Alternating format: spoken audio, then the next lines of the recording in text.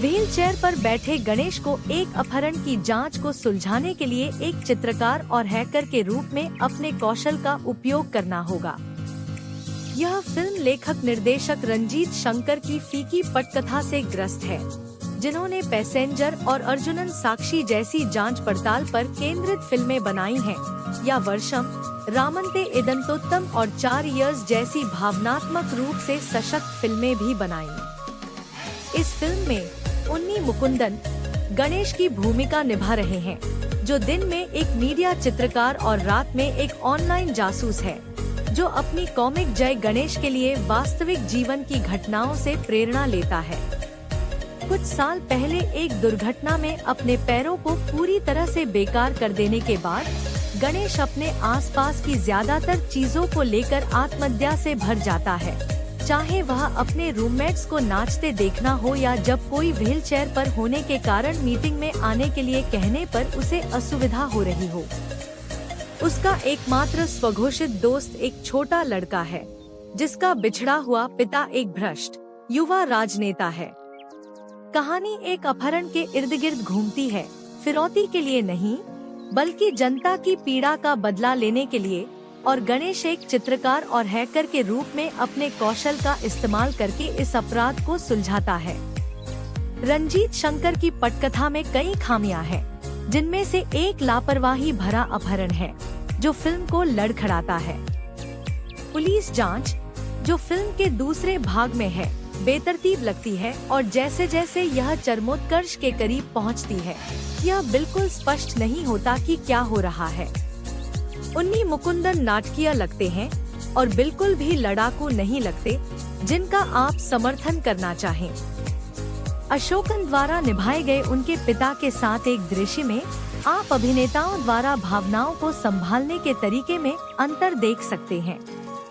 महिमा नाम्बियार की भूमिका कहानी को आगे बढ़ाने के लिए एक प्रेरक के रूप में शुरू होती है, लेकिन जल्द ही फीकी पड़ जाती है और उन्हें मुख्य भूमिका के लिए एक असुविधा के रूप में भी देखा जाता है।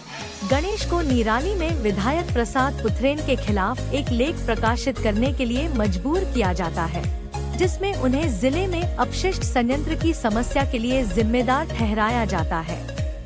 प्रसाद, जो गणेश के साथ एक ही फ्लैट में रहता है, परिणाम स्वरूप उसे पसंद नहीं करता है, लेकिन उसका बेटा रयान गणेश को बहुत पसंद करता है और उसकी कॉमिक्स का बड़ा प्रशंसक है।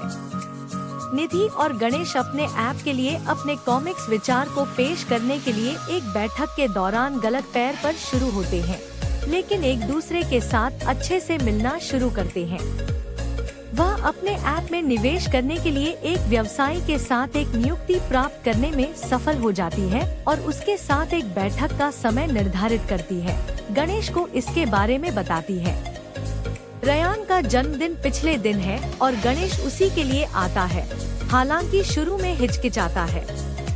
उस रात एक अज्ञात अपहरणकर्ता द्वारा फ्लैट से रयान का अपहरण कर लिया जाता है, जब वह गणेश के साथ खेल रहा था। पुलिस उपलब्ध सीसीटीवी फुटेज के साथ सुराग की खोज उसकी बेटी अपने ऑनलाइन यूट्यूब चैनल के जरिए सारी घटनाओं को रिकॉर्ड कर रही है और मोहन अपनी बेटी को खोने के बाद उसमें रिकॉर्डिंग शुरू कर देता है।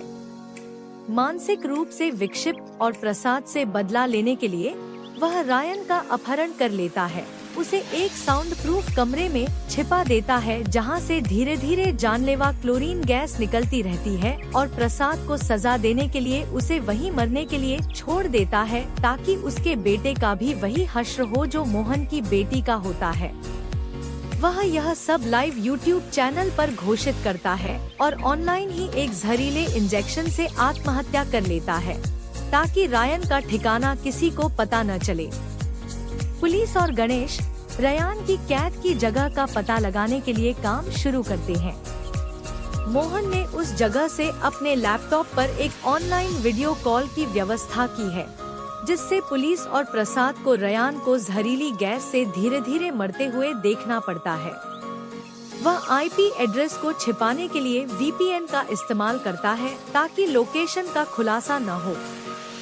गणेश कुछ स्थिर आईपी विवरणों से एक कॉफी शॉप और एक मूवी थिएटर का पता लगाने में कामयाब हो जाता है और पुलिस को दोनों जगहों की जांच करने देता है, लेकिन दोनों ही झूठे सुराग निकलते।